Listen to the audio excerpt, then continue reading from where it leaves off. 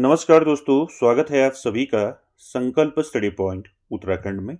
तो दोस्तों, आज हम देखेंगे सामान्य हिंदी से। दोस्तों, आज का हमारा मॉक टेस्ट रहेगा 26। इससे पहले दोस्तों सामान्य हिंदी से 25 मॉक टेस्ट कंप्लीट हो चुके हैं, जिसे आप चैनल में जाके देख सकते हैं। दोस्तों, चलिए स्टार्ट करते हैं दोस्तों आज का सेशन। और आप सभी लोग दोस्तों वीडियो के एंड तक जरूर बने रहें। पहला क्वेश्चन लेते हैं आज का, और साथ ही साथ दोस्तों आप आंसर करते हुए चलेंगे। पहला क्वेश्चन क्या है, देखिए। पहला है, कौन सा शब्द शुद्ध है। तो यहाँ पर आपको शुद्ध शब्द बताना है। क्वेश्चन नंबर फर्स्ट में कौन सा है, इसमें शुद्ध शब्द बताइए। क्वेश्चन नंबर फर्स्ट में ग्रहणी, अत्याधिक, द्वितीय, प्रज्वलित। तो यहाँ पर राइट आंसर हो जाएगा दोस्तों क्वेश्चन नंबर फर्स्ट का शुद्ध शब्द है आपका द्वितीय। ठीक है, सी ऑप्शन यहाँ पर राइट हो जाएगा दोस्तों। द्वितीय ऐसे लिखा जाता है, ये राइट हो जाएगा। बाकी यहाँ पर ग्रहणी जो है दोस्तों, ये गलत है। ठीक है, ग्रहणी कैसे लिखा जाता है, ग्रहणी लिखा जाता है, देखिए ग्रहिणी होता है। ठीक है, ग्रहिणी, ये शुद्ध हो जाएगा। ठीक है, अत्याधिक नहीं होता है, अत्यधिक होता है। ठीक है, क्या होता है, अत्यधिक होता है, अत्यधिक। ठीक है, ये सही हो जाएगा। प्रज्वलित नहीं होता है दोस्तों, प्रज्वलित होता है, प्रज्वलित, प्रज्वलित।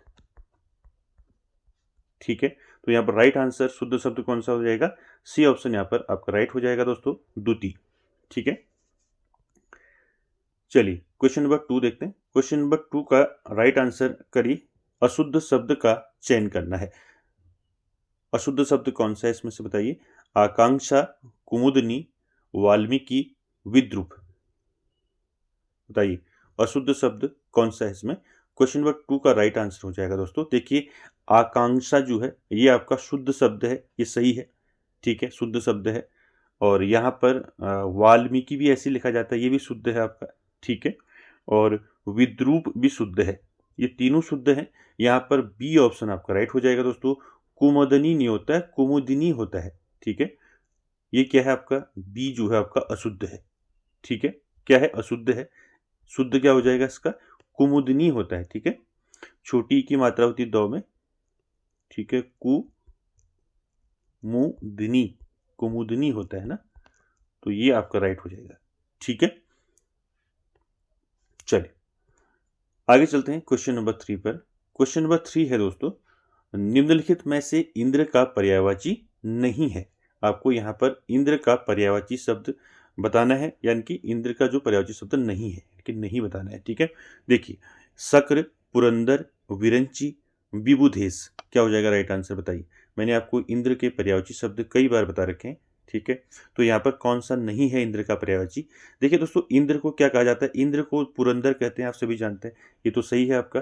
ठीक है, पुरंदर कहा जाता है इंद्र को। इंद्र को शक्र भी कहा जाता है। ठीक है, ये भी सही है। ठीक है, इंद्र को दोस्तों और क्या कहा जाता है, इंद्र को देवराज कहा जाता है। ठीक है, इंद्र को क्या कहा जाता है, शचीपति कहा जाता है इंद्र को। ठीक है, विबुधेश भी कहा जाता है इंद्र को। ठीक है, तो यहाँ पर नहीं जो है आपका विरंची। ठीक है, इंद्र को विरंची नहीं कहा जाता। ठीक है, तो राइट आंसर क्या हो जाएगा यहाँ पर, सी आपका राइट हो जाएगा। विरंची जो है दोस्तों, ये ब्रह्मा को कहा जाता है, ब्रह्मा का पर्यायवाची है आपका विरंची। ठीक है, तो तीनों बाकी इंद्र के पर्यायवाची शब्द हैं। शक्र हो गया, पुरंदर हो गया, विबुधेश हो गया, ये तीनों किसके पर्यायवाची शब्द हैं, इंद्र के। और साथ ही साथ इंद्र के और क्या पर्यायवाची शब्द होते हैं इंद्र के, ये भी आपको याद रखना है। जैसे इंद्र को क्या कहा जाता है, शचीपति कहा जाता है इंद्र को। क्या कहा जाता है, शचीपति। ठीक है, शचीपति कहा जाता है। साथ ही साथ पुरंदर कहा जाता है, वासव भी कहा जाता है इंद्र को, वासव। ठीक है, और क्या कहा जाता है इंद्र को, देवराज कहा जाता है इंद्र को, देवराज इंद्र कहते हैं ना, देवराज। तो ये सारे जो हैं आपके किसके पर्यायवाची शब्द हैं, इंद्र के पर्यायवाची शब्द हैं। चलिए अगला क्वेश्चन देखते हैं, क्वेश्चन नंबर 4। क्वेश्चन नंबर 4 में दोस्तों सही विलोम शब्द समूह का चयन करना है। तो यहाँ पर आपको 4 ऑप्शन दिए हैं। ठीक है, विलोम शब्द समूह, तो इसमें से आपको बताना है सही विलोम शब्द समूह कौन सा है। पहला देखिए, सम्य, अक्षम, अनिवार्य, निवार्य, विज्ञ, सुविज्ञ, अक्षर, शब्द। तो यहाँ पर आपको बताना है सही विलोम शब्द समूह कौन सा है। क्वेश्चन नंबर 4 राइट आंसर क्या हो जाएगा बताइए। तो यहाँ पर राइट आंसर हो जाएगा दोस्तों, सही विलोम शब्द समूह है आपका अनिवार्य का विलोम क्या होता है, निवार्य। ठीक है, तो ये आपका बी ऑप्शन राइट है। ठीक है, सही विलोम शब्द समूह आपका कौन सा है, आपका बी ऑप्शन है। ठीक है, अनिवार्य का विलोम क्या होता है, निवार्य। यहाँ पर देखिए सम्य की बात करें, सम्य का विलोम जो है दोस्तों अक्षम नहीं होता है। सम्य का विलोम क्या होता है, सम्य का होता है अक्षम्य। क्या होता है, अक्षम्य। ठीक है, और यहाँ पर बात करें विज्ञ, तो विज्ञ का विलोम क्या होता है, विज्ञ का विलोम होता है क्या होता है, अज्ञ। ठीक, और अक्षर का विलोम क्या होता है, अक्षर का विलोम होता है क्या होता है, अक्षर का विलोम सर। ठीक है, तो यहां पर राइट आंसर क्या हो जाएगा, बी ऑप्शन यहां पर आपका राइट हो जाएगा। चलिए आगे चलते हैं क्वेश्चन नंबर 5 पर। क्वेश्चन नंबर 5 है दोस्तों, कौन सा विलोम शब्द युग्म सही है, वही क्वेश्चन है आपका। ठीक है, यहां पर भी आपको बताना है कौन सा विलोम शब्द युग्म सही है। ऑप्शन देखिए, उन्मुख, सम्मुख, प्रत्यक्ष, अपरोक्ष, पक्ष, प्रतिपक्ष, घात, आघात। बताइए यहाँ पर विलोम शब्द समूह कौन सा सही है। क्वेश्चन नंबर 5, तो 5 का दोस्तों राइट आंसर क्या हो जाएगा, यहाँ पर जो है विलोम शब्द युग्म जो है सी ऑप्शन यहाँ पर राइट हो जाएगा दोस्तों। पक्ष का विलोम क्या होता है, प्रतिपक्ष। ठीक है, तो यहाँ पर सी ऑप्शन आपका राइट हो जाएगा दोस्तों। ठीक है, बाकी बात करें उन्मुख की, तो उन्मुख का विलोम क्या होता है दोस्तों, उन्मुख का विलोम होता है विमुख, सम्मुख नहीं होता है। ठीक है, क्या होता है, विमुख होता है। ठीक है, उसके बाद देखिए यहाँ पर प्रत्यक्ष का विलोम क्या होता है, प्रत्यक्ष का विलोम आप सभी जानते हैं, प्रत्यक्ष का अप्रत्यक्ष होता है। ठीक है, अपरोक्ष नहीं होता है। ठीक है, अप्रत्यक्ष। ठीक है, प्रत्यक्ष का क्या हो जाएगा, अप्रत्यक्ष हो जाएगा। ठीक है, घात का विलोम क्या होता है दोस्तों, घात का विलोम, घात का आघात नहीं होता है। ठीक है, घात का क्या होता है, घात का होता है प्रतिघात। घात का विलोम क्या होता है, प्रतिघात होता है। ठीक है, क्लियर आंसर, तो आपका सी ऑप्शन यहाँ पर राइट हो जाएगा। चलिए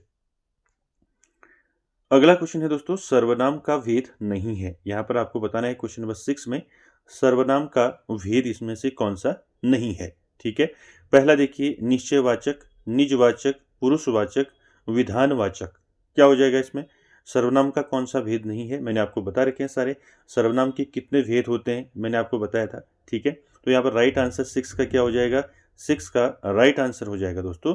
देखिए सर्वनाम का भेद आपका निश्चयवाचक भी है, ठीक है, निजवाचक भी है, पुरुषवाचक है, विधानवाचक नहीं है। ठीक है, ये आपका सर्वनाम का भेद नहीं है। ठीक है, बात करें दोस्तों सर्वनाम की, तो सर्वनाम आप जानते ही हैं, सर्वनाम संज्ञा के स्थान पर प्रयुक्त होने वाले शब्द को हम सर्वनाम कहते हैं।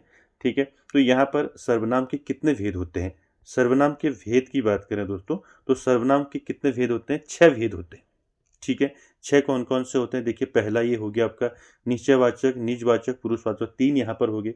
ठीक है, तो आपको याद रखना है, पुरुषवाचक हो गया, निश्चयवाचक हो गया, अनिश्चयवाचक हो गया। ठीक है, अनिश्चयवाचक, अनिश्चयवाचक, अनिश्चयवाचक हो गया, संबंधवाचक हो गया। ठीक है, संबंधवाचक। ठीक है, संबंधवाचक। ठीक है, संबंधवाचक हो गया। ठीक है, संबंधवाचक के साथ प्रश्नवाचक हो गया। ठीक है, क्या हो गया, प्रश्नवाचक, प्रश्नवाचक। ठीक है, तो देखिए यहाँ पर 6 आपके सर्वनाम के भेद हो गए, कौन कौन से देखिए, पुरुषवाचक, निश्चयवाचक, अनिश्चयवाचक, संबंधवाचक, प्रश्नवाचक और निजवाचक। ठीक है, विधानवाचक कोई सर्वनाम का भेद नहीं होता। ठीक है, तो ये 6 भेद होते हैं सर्वनाम के, आपको याद रखने हैं। साथ ही साथ एक चीज और याद रखनी है दोस्तों आपको कि पुरुषवाचक सर्वनाम के भी 3 भेद होते हैं। ठीक है, मैंने आपको बताया था ना, पुरुषवाचक सर्वनाम के भी 3 भेद होते हैं। कौन कौन से होते हैं, मैंने बताया था आपको, उत्तम पुरुष, मध्यम पुरुष और अन्य पुरुष। ठीक है, क्या क्या होते हैं, उत्तम पुरुष। ठीक है, उत्तम पुरुष हो गया। ठीक है, मध्यम पुरुष हो गया, मध्यम पुरुष, और उसके बाद हो गया आपका अन्य पुरुष। ठीक है, अन्य पुरुष, ये पुरुषवाचक सर्वनाम के भेद हैं। जैसे उत्तम में आपका क्या आ गया, उत्तम में आ गया मैं हो गया। ठीक है, मैं, हम, किसमें आ गए, उत्तम में आ गए। ठीक है, मैं, हम सब, हम लोग। ठीक है, मध्यम की बात करें तो मध्यम में आ गया आपका तुम, आप। ठीक है, तुम, आप, ये किस में आ गया, आपके मध्यम में आ गए। ठीक है, अन्य में क्या आगे, अन्य में आगे आपके वह वे, ये किस में आगे, अन्य पुरुष में आगे। ठीक है, तो ये भी मैंने आपको डिटेल में बताया था, तो उसको याद रखेंगे। ठीक है, तो यहाँ पर आपका क्या हो जाएगा राइट आंसर, डी ऑप्शन आपका राइट हो जाएगा। ठीक है, चलिए आगे चलते हैं क्वेश्चन नंबर 7 पर। क्वेश्चन नंबर 7 है दोस्तों, संरचना के आधार पर क्रिया का प्रकार नहीं है। ठीक है, आपको बताना है संरचना के आधार पर क्रिया का प्रकार इनमें से कौन सा नहीं है। ऑप्शन देखिए, प्रेरणार्थक क्रिया, संयुक्त क्रिया, नाम धातु क्रिया, भूतकालिक क्रिया। तो राइट आंसर क्या हो जाएगा 7 का, संरचना के आधार पर क्रिया का प्रकार नहीं है। मैंने आपको बताया था क्रिया के भेद मैंने आपको बताया था, कर्म के आधार पर, संरचना के आधार पर और काल के आधार पर। ठीक है, तीनों आपको याद रखने हैं। ठीक है, अगर यहाँ पर अगर आपको पूछा जाता है क्रिया के भेद कर्म के आधार पर कितने होते हैं, ठीक है, संरचना के आधार पर कितने होते हैं, काल के आधार पर कितने होते हैं, ये तीनों याद रखने हैं। तो यहाँ पर देखिए दोस्तों, कौन सा जो है आपका संरचना के आधार पर क्रिया का प्रकार नहीं है, तो आपका राइट आंसर हो जाएगा भूतकालिक क्रिया। ठीक है, ये किसके आधार पर है भूतकालिक, ये काल के आधार पर क्रिया का भेद है। ठीक है, काल के आधार पर। ठीक, तो यहां पर डी ऑप्शन आपका राइट हो जाएगा दोस्तों। ठीक है, अब यहां पर आपको याद रखना है दोस्तों, संरचना के आधार पर क्रिया के कितने प्रकार होते हैं या कितने भेद होते हैं। तो संरचना के आधार पर क्रिया के 5 भेद होते हैं। ठीक है, देखिए यहाँ पर प्रेरणार्थक हो गया, संयुक्त क्रिया हो गया, नाम धातु क्रिया हो गया, 3 यहाँ पर हो गए। ठीक है, उसके बाद याद रखेंगे पूर्वकालिक क्रिया। ठीक है, चौथा हो गया आपका पूर्वकालिक। ठीक है, पूर्वकालिक क्रिया, और 5वां हो गया आपका कृदंत क्रिया। ठीक है, कृदंत क्रिया। ठीक है, तो ये 5 प्रकार होते हैं संरचना के आधार पर क्रिया के। ठीक है, तीनों मैं आपको बता देता हूँ। ठीक है, आपको यहाँ पर देखिए संरचना के आधार पर अगर पूछा जाता है क्रिया के भेद, तो संरचना के आधार पर क्रिया के कितने भेद होते हैं, 5 होते हैं। कौन कौन से होते हैं, देखिए प्रेरणार्थक क्रिया, संयुक्त क्रिया, नाम धातु क्रिया, ठीक है, पूर्वकालिक क्रिया और कृदंत क्रिया, ये संरचना के आधार पर क्रिया के भेद हैं। ठीक है, अगर आपको पूछा जाता है कर्म के आधार पर, ठीक है, क्रिया के भेद, तो क्रिया कर्म के आधार पर, ठीक है, कर्म के आधार पर क्रिया के कितने भेद होते हैं, कर्म के आधार पर क्रिया के 2 भेद होते हैं। कौन कौन होते हैं 2, एक होता है आपका सकर्मक क्रिया, एक होता है अकर्मक क्रिया। ठीक है, सकर्मक क्रिया, और दूसरा होता है अकर्मक क्रिया। ठीक है, अकर्मक क्रिया। ठीक है, ये क्या होगी आपके कर्म के आधार पर। ठीक है, कर्म के आधार पर क्रिया के 2 भेद होते हैं, सकर्मक और अकर्मक। संरचना के आधार पर 5 होते हैं, मैंने अभी आपको बताया। ठीक है, इसके साथ एक और याद रखना है, काल के आधार पर। ठीक है, ठीक है, अगर आपको पूछा जाता है कि काल के आधार पर क्रिया के भेद, ठीक है, काल के आधार पर, ठीक है, काल के आधार पर क्रिया के कितने भेद होते हैं, काल के आधार पर क्रिया के 3 भेद होते हैं। कौन कौन से, एक हो गया आपका भूतकालिक क्रिया, जो आपका यहाँ पर दिया था, भूतकालिक क्रिया। ठीक है, भूतकालिक क्रिया। ठीक है, भूतकालिक क्रिया। दूसरा हो गया आपका वर्तमान, ठीक है, वर्तमानकालिक। ठीक है, वर्तमानकालिक हो गया दूसरा, और तीसरा हो गया आपका क्या हो गया, भविष्यत्कालिक क्रिया। ठीक है, तीसरा क्या हो गया, भविष्यत्कालिक क्रिया। ठीक है, तो तीनों आपको याद रखना है। क्रिया के भेद अगर आपको पूछा जाता है, तो क्रिया के भेद कर्म के आधार पर 2 प्रकार की होती है क्रिया, सकर्मक और अकर्मक। संरचना के आधार पर 5 प्रकार की होती हैं, संयुक्त क्रिया, नामधातु क्रिया, प्रेरणार्थक क्रिया, पूर्वकालिक क्रिया और कृदंत क्रिया। ठीक है, और काल के आधार पर मैंने आपको बता दिया 3 प्रकार, भूतकालिक क्रिया, वर्तमानकालिक क्रिया और भविष्यत्कालिक क्रिया। ठीक है, चलिए आगे चलते हैं क्वेश्चन नंबर 8 पर। क्वेश्चन नंबर 8 है दोस्तों, विजय की पुस्तक गुम हो गई में कारक चिन्ह बताना है आपको। ठीक है, विजय की पुस्तक गुम हो गई में कौन सा कारक चिन्ह होगा बताइए, कर्ता कारक, करण कारक, संप्रदान कारक, संबंध कारक। क्या हो जाएगा 8 का राइट आंसर बताइए, विजय की पुस्तक गुम हो गई में कौन सा कारक होगा, कर्ता ने कर्म को करण से, संप्रदान के लिए, अपादान से, संबंध में, का के की रा रे री बताया था मैंने आपको, तो क्या हो जाएगा यहाँ पर, पुस्तक किसकी है, विजय की। ठीक है, संबंध है, तो यहाँ पर डी ऑप्शन राइट हो जाएगा दोस्तों, क्वेश्चन नंबर 8 का संबंध कारक। ठीक है, चलिए आगे चलते हैं क्वेश्चन नंबर 9 पर। क्वेश्चन नंबर 9 है दोस्तों, तत्सम शब्द का चयन करें। तो यहाँ पर आपको तत्सम शब्द बताना है, कौन सा है इसमें से, सम्यक, महान, विराट, पश्चात। क्या हो जाएगा राइट आंसर, तत्सम शब्द का चयन करना है। तो 9 का राइट आंसर क्या हो जाएगा, 9 का बताइए कौन सा इसमें तत्सम शब्द है। तो यहाँ पर आपका देखिए, सम्यक ये तद्भव है, महान भी तद्भव है, तत्सम है आपका विराट। ठीक है, तो सी ऑप्शन यहाँ पर राइट हो जाएगा दोस्तों। तत्सम शब्द कौन सा है इसमें, विराट। ठीक है, बात करें सम्यक की, तो ये तद्भव है, इसका तत्सम क्या हो जाएगा, इसका तत्सम हो जाएगा सम्यक, सम्यक। ठीक है, और पश्चात का क्या होगा, पश्चात का ये हो जाएगा आपका पश्चात, तो में यहाँ से लग जाएगा आपका। ठीक है, उसी प्रकार महान का भी ये होगा, महान में आपका ये लग जाएगा। ठीक है, तो आपको जो है याद रखना है दोस्तों। ठीक है, तत्सम तद्भव मैंने आपको डिटेल में बता रखे हैं, आप जरूर दोस्तों चैनल में जाइए और वहाँ आपको ये सारी चीज़ें आपको मिल जाएंगी। ठीक है, चलिए आगे चलते हैं क्वेश्चन नंबर 10 पर। क्वेश्चन नंबर 10 है दोस्तों, निम्नलिखित में से तुर्की भाषा का शब्द नहीं है। आपको बताना है इसमें तुर्की भाषा का शब्द कौन सा नहीं है। ऑप्शन देखिए, चेचक, तोप, कुर्ता, मुसाफिर। तो क्या हो जाएगा राइट आंसर, कौन सा इसमें से तुर्की भाषा का शब्द नहीं है। देखिए दोस्तों, तुर्की भाषा के शब्द मैंने आपको बताए थे, पूछे जाते हैं। तुर्की भाषा का शब्द इनमें से कौन सा नहीं है, चेचक तो तुर्की भाषा का शब्द है। ठीक है, तोप ये भी आपका तुर्की भाषा का शब्द है, कुर्ता ये भी तुर्की भाषा का शब्द है, लेकिन डी ऑप्शन जो है आपका मुसाफिर, ये आपका तुर्की भाषा का शब्द नहीं है। किस भाषा का शब्द है ये है आपका अरबी भाषा का शब्द। ठीक है, अरबी भाषा का शब्द है मुसाफिर। ठीक है, तो डी ऑप्शन यहाँ पर आपका राइट हो जाएगा दोस्तों।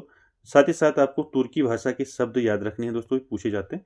तुर्की भाषा के शब्द दोस्तों कौन कौन से होते हैं, देखिए चेचक तुर्की भाषा का होता है, तोप, कुर्ता, इसके साथ साथ याद रखेंगे बेगम। ठीक है, बेगम जो है आपका तुर्की भाषा का शब्द है। ठीक है, तुर्की भाषा का शब्द है बेगम। कुर्ता हो गया, कैंची। ठीक है, कैंची किस भाषा का शब्द है आपको पूछा जा सकता है। कैंची जो है आपका क्या है, तुर्की भाषा का शब्द है कैंची। उर्दू हो गया। ठीक है, उर्दू, उर्दू भी आपका तुर्की भाषा का शब्द है। ठीक है, चारपाई, चार पाई ये भी आपका क्या है, तुर्की भाषा का शब्द है। ठीक है, और साथ ही साथ दोस्तों तोप मैंने बताया आपको, तोप, बारूद। ठीक है, बारूद भी जो है आपका तुर्की भाषा का शब्द है। ठीक है, चम्मच, चम्मच भी आपका तुर्की भाषा का शब्द है, चम्मच। चाकू, ठीक है, चम्मच, चाकू, साथ ही साथ खंजर। ठीक है, ये सब क्या है, तुर्की भाषा के शब्द हैं दोस्तों। ठीक है, इनको अच्छे से याद रखना है। ठीक है, तुर्की भाषा के शब्द फिर याद रखें, फिर बता रहा हूँ मैं एक बार आपको, इनको अच्छे से याद रखें। तुर्की और अरबी और फारसी ये पूछे जाते हैं। ठीक है, तुर्की भाषा के शब्द हो गया आपका चेचक, तोप, कुर्ता। ठीक है, बेगम, कैंची, उर्दू। ठीक है, खंजर हो गया, कालीन हो गया। ठीक है, ये सारे जो हैं आपके तुर्की भाषा के शब्द हैं। ठीक है, याद रखेंगे। साथ ही साथ दोस्तों आपको अरबी भाषा के शब्द भी याद रखने हैं। ठीक है, यहाँ पर हम बात करें अरबी भाषा के शब्द। ठीक है, अरबी भाषा के शब्द कौन कौन से होते हैं, अरबी भाषा के शब्द होते हैं जैसे आपका आदत। आदत क्या है आपका, आदत ये अरबी भाषा का शब्द है, आदत। आदत, अजीब। ठीक है, आदत, अजीब भी आपका क्या है, अरबी भाषा का शब्द है। ठीक है, इनाम, इनाम ये भी आपका क्या है, अरबी भाषा का शब्द है, इनाम। इलाज, ठीक है, इलाज ये भी आपका अरबी भाषा का है। ठीक है, इसके साथ साथ एक पूछा जाता है इस्तीफा। ठीक है, इस्तीफा, इस्तीफा जो है ये भी आपका क्या है, अरबी भाषा का शब्द है। ठीक है, उसके साथ ही साथ कुर्सी। ठीक है, कुर्सी कैसा शब्द है, कुर्सी आपका कैसा शब्द है, कुर्सी आपका अरबी शब्द है। ठीक है, तो ये सारे दोस्तों आपको याद रखने हैं, तुर्की भाषा के शब्द और अरबी भाषा के शब्द। ठीक है, कुर्सी जैसे किताब हो गया, किताब क्या है, किताब भी आपका अरबी भाषा का शब्द है। ठीक है, इज्जत हो गया, इज्जत भी आपका क्या है, अरबी भाषा का शब्द है। तो ये सारे याद रखने हैं दोस्तों। ठीक है, चलिए आगे चलते हैं क्वेश्चन नंबर 11 पर। क्वेश्चन नंबर 11 है दोस्तों, नाई का तत्सम शब्द है। तो नाई का तत्सम क्या होता है बताइए? नव, नामित, नापित, नेह या इनमें से कोई नहीं। क्या हो जाएगा राइट आंसर दोस्तों इसका? नाई का तत्सम शब्द क्या होगा? 11 का राइट आंसर हो जाएगा, नाई का तत्सम होगा नापित। ठीक है, तो बी ऑप्शन यहां पर आपका राइट हो जाएगा दोस्तों क्वेश्चन नंबर 11 का। चलिए आगे चलते हैं क्वेश्चन नंबर 12 पर।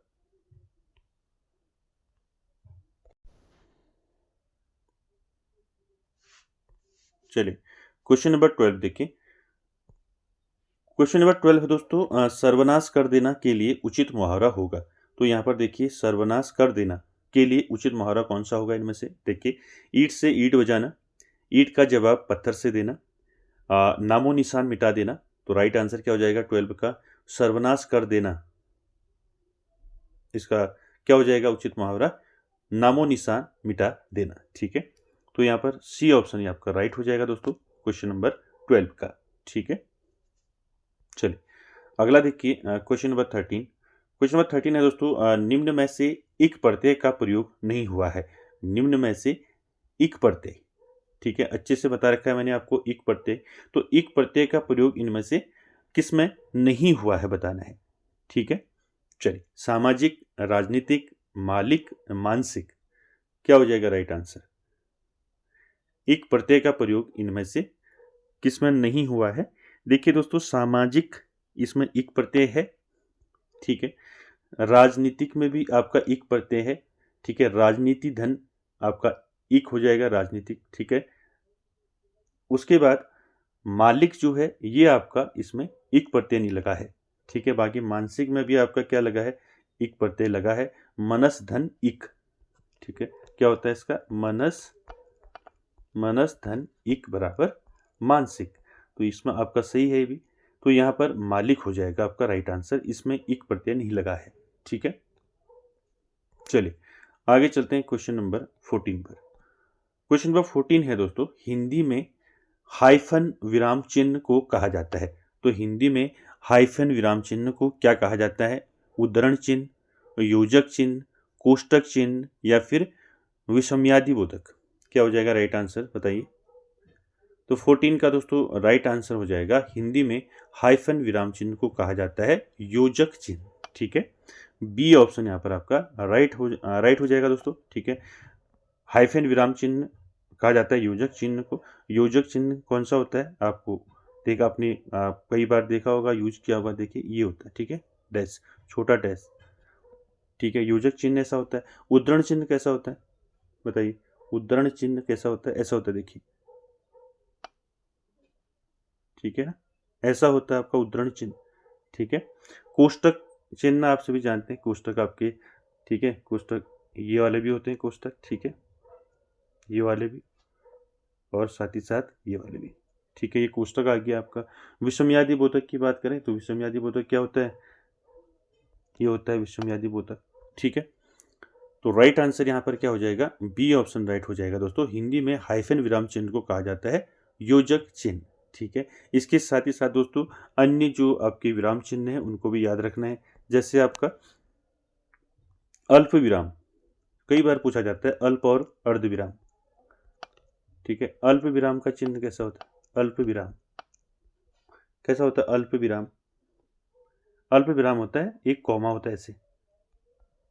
ये क्या हो गया आपका? अल्प विराम हो गया। ठीक है, आपका अर्ध विराम कैसा होता है? ये कई बार पूछा है, अर्ध विराम। अर्ध विराम का चिन्ह कैसा होता है? अर्ध विराम, अर्ध विराम का होता है, देखिए, एक बिंदा और नीचे से कॉमा। ठीक है, ये आपका अर्ध विराम का होता है। ठीक है, ये सारे विराम चिन्ह आपको याद रखने दोस्तों, यहां से भी क्वेश्चन पूछा जाता है। ठीक है, चलिए आगे चलते हैं क्वेश्चन नंबर 15 पर। क्वेश्चन नंबर 15 है दोस्तों, वाक्यांश के लिए एक शब्द वाले प्रश्न में असत्य मेल का चयन कीजिए। यहाँ पर असत्य मेल का चयन करना है। देखिए, जिसे बुलाया न गया हो अनाहूत, जो ढका हुआ न हो अनावृत, जिसके पास कुछ न हो किंचन, जिसकी गहराई न मापी जा सके अथाह। तो यहाँ पर वाक्यांश के लिए एक शब्द है, तो इसमें कौन सा गलत है ये आपने चुनना है। देखिए दोस्तों, ए ऑप्शन देखिए, जिसे बुलाया न गया हो उसे अनाहुत कहते हैं, ये तो ठीक है। जो ढका हुआ न हो उसको अनावृत कहते हैं, ये भी ठीक है। जिसके पास कुछ न हो उसको किंचन, ये गलत है दोस्तों। जिसके पास कुछ न हो उसको अकिंचन कहते हैं, ठीक है। क्या कहते हैं जिसके पास कुछ न हो? अकिंचन कहते हैं, ठीक है। तो बाकी आपका डी वाला भी ठीक है, जिसकी गहराई न मापी जा सके उसको अथाह, ये भी ठीक है, ठीक है। जिसके पास कुछ न हो उसको बोलते हैं, क्या बोलते हैं उसको? अकिंचन, अकिंचन, ठीक है, याद रखेंगे इसको। क्लियर हो गया? चलिए आगे चलते हैं क्वेश्चन नंबर 16 पर।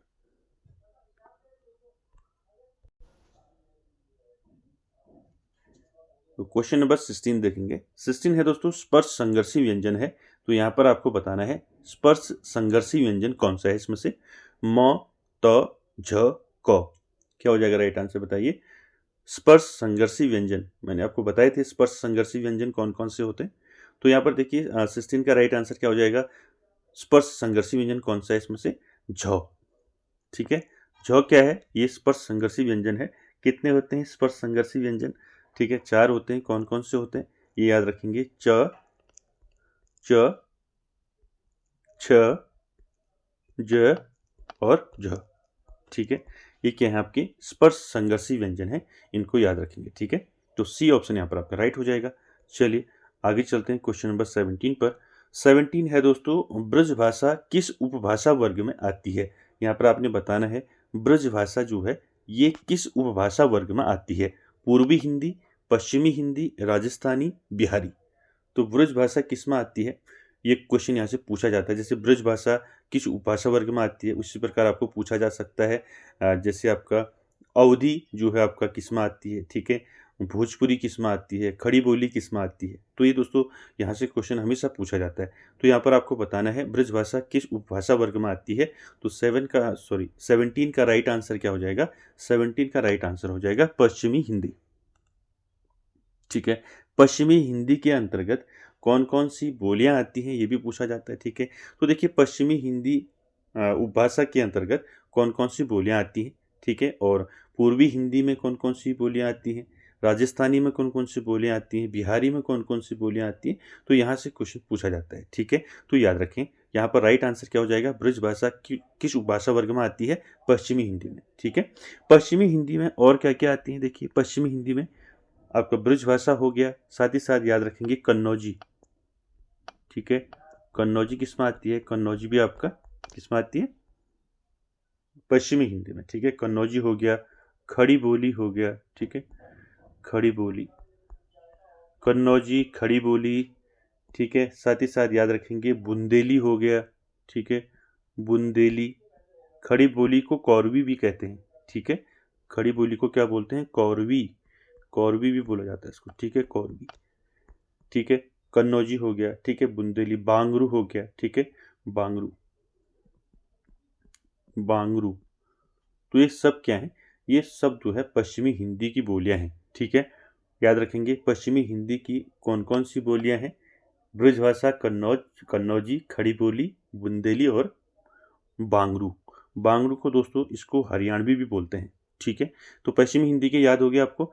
चलिए पूर्वी हिंदी की बात करें तो पूर्वी हिंदी के अंतर्गत कौन कौन सी बोलियां आती हैं? पूर्वी हिंदी के अंतर्गत अवधी, बघेली और छत्तीसगढ़ी, ठीक है। देखिए पूर्वी हिंदी के अंतर्गत क्या क्या आती हैं, कौन कौन सी बोलियां आती हैं? अवधी, ठीक है, अवधी हो गया, अवधी, बघेली, अवधी, बघेली और आपका छत्तीसगढ़ी, ठीक है, छत्तीसगढ़ी। तो ये तीनों याद रखेंगे किस में आते हैं?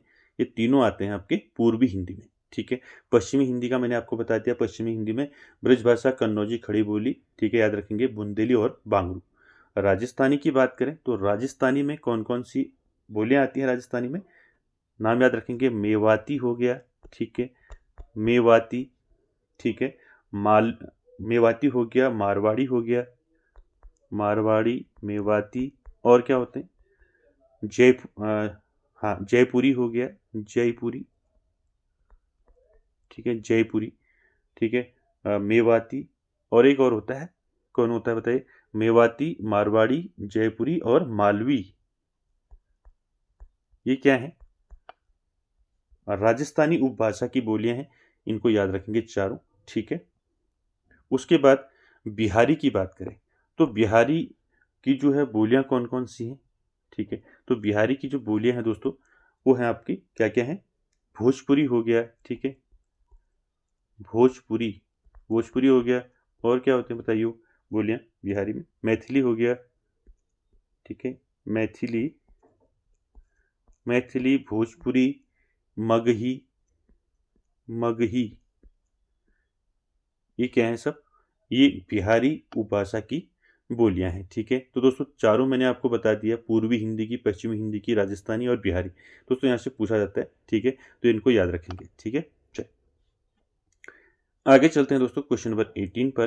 क्वेश्चन नंबर 18 है दोस्तों, पश्चिम जर्मन पर उड़ती एक नज़र, क्या हाल है चीन के, और लखनऊ मेरा, लखनऊ मेरा लखनऊ नामक यात्रा संस्मरण है, ये किसके हैं बताना है आपने। ऑप्शन देखिए, मंगलेश डबराल, मनोहर श्याम जोशी, हरिशंकर परसाई, या इनमें से कोई नहीं। तो क्या हो जाएगा दोस्तों 18 का। देखिए, पश्चिम जर्मन पर उड़ती एक नज़र, क्या हाल है चीन के, और लखनऊ मेरा लखनऊ, ये यात्रा संस्मरण है, ये किसके हैं ये बताना है आपने। तो 18 का दोस्तों राइट आंसर क्या हो जाएगा, मनोहर श्याम जोशी। ठीक है, तो बी ऑप्शन यहाँ पर राइट हो जाएगा दोस्तों, मनोहर श्याम जोशी के यात्रा संस्मरण है दोस्तों, इनको याद रखेंगे। साथ ही साथ दोस्तों मनोहर श्याम जोशी की रचनाओं की बात करें तो मनोहर श्याम जोशी की कई रचनाएं हैं दोस्तों। प्रमुख रचनाओं की बात करें तो प्रमुख रचनाएं हैं मनोहर श्याम जोशी की, जैसे आपका नेताजी कहिन, ठीक है, नेताजी, नेताजी कहिन किसकी रचना है, मनोहर श्याम जोशी की। ठीक है, कुरु कुरु स्वाहा, कुरु कुरु, कुरु कुरु स्वाहा, ये किसकी रचना है, ये भी आपका मनोहर श्याम जोशी की है। ठीक है, हर या हरक्यूलिस की हैरानी, ये कई बार पूछा भी गया है। ठीक है, हर या, ठीक है, हर या हरक्यूलिस, हर या हरक्यूलिस, हर या हरक्यूलिस की हैरानी,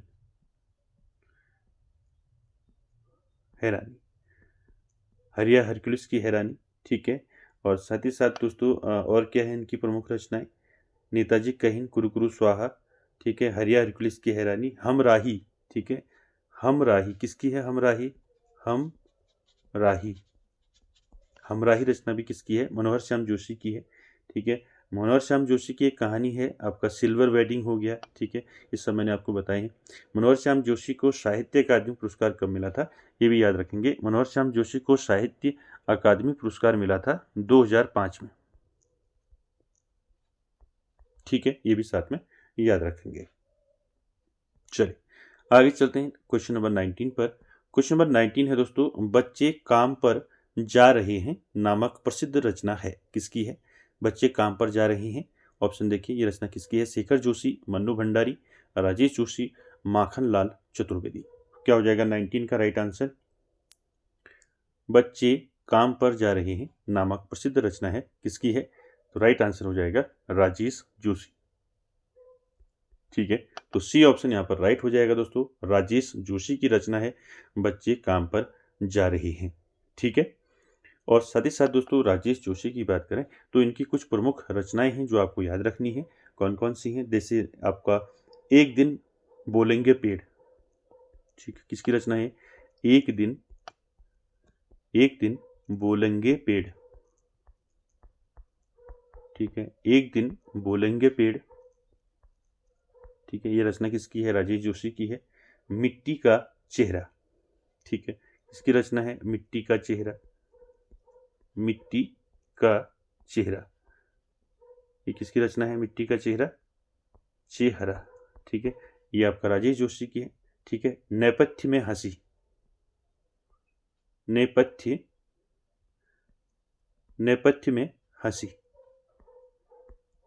नेपथ्य में हंसी किसकी रचना है, ये भी आपका जो है राजेश जोशी की रचना है। ठीक है, और एक और रचना है इनकी महत्वपूर्ण, दो पंक्तियों के बीच, ठीक है, दो, दो पंक्तियों के बीच,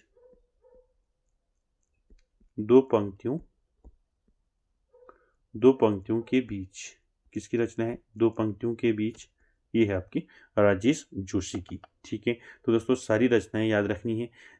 क्या क्या हैं? बच्चे काम पर जा रहे हैं, किसकी रचना है? राजेश जोशी की। एक दिन बोलेंगे पेड़, ठीक है, और मिट्टी का चेहरा, नेपथ्य में हंसी और दो पंक्तियों के बीच, ये सभी रचनाएं किसकी हैं? राजेश जोशी की।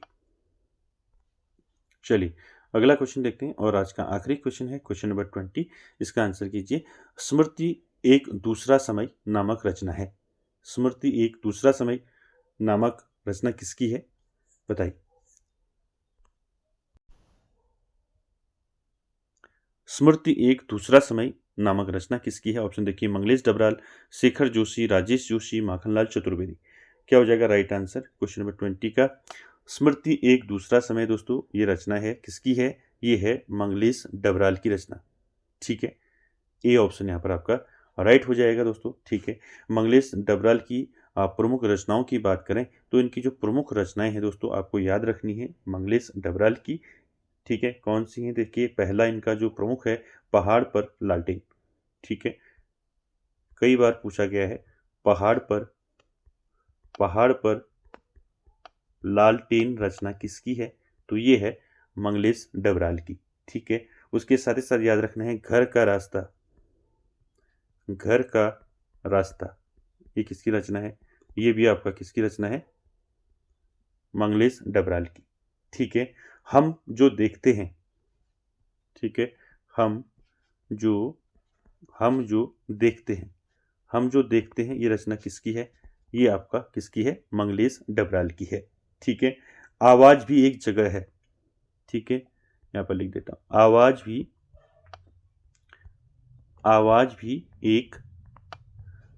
एक जगह है, ये किसकी रचना है? ये भी आपका मंगलेश डबराल की रचना है। ठीक है, इसी के साथ साथ इनकी और भी रचनाएं हैं। ठीक है, जैसे लेखक की रोटी हो गया। ठीक है, लेखक की रोटी, कवि का अकेलापन, ठीक है, नए युग में शत्रु, ये सब किसकी रचनाएं हैं? मंगलेश डबराल की। ठीक है, इनका यात्रा वृत्तांत याद रखेंगे। मंगलेश डबराल का जो है यात्रा वृत्तांत क्या है? एक बार आयुवा। ठीक है, तो ये रचनाएं याद रखेंगे दोस्तों मंगलेश डबराल की। पहाड़ पर लालटेन, घर का रास्ता, हम जो देखते हैं, आवाज भी एक जगह है, ठीक है, नए युग में शत्रु, लेखक की रोटी, कवि का अकेलापन, ये सारी रचनाएं किसकी हैं? मंगलेश डबराल की। ठीक है, यात्रा वृत्तांत की बात करें तो इनका जो यात्रा वृत्तांत है, क्या है इनका यात्रा वृत्तांत? ठीक है, यात्रा वृत्तांत की बात करें तो यात्रा वृत्तांत इनका है एक बार आयुवा। एक बार आयुवा, आयुवा। ठीक है, तो ये भी आपको याद रखना है। तो दोस्तों आज का सेशन यहीं तक, मिलते हैं नेक्स्ट सेशन में, तब तक के लिए धन्यवाद।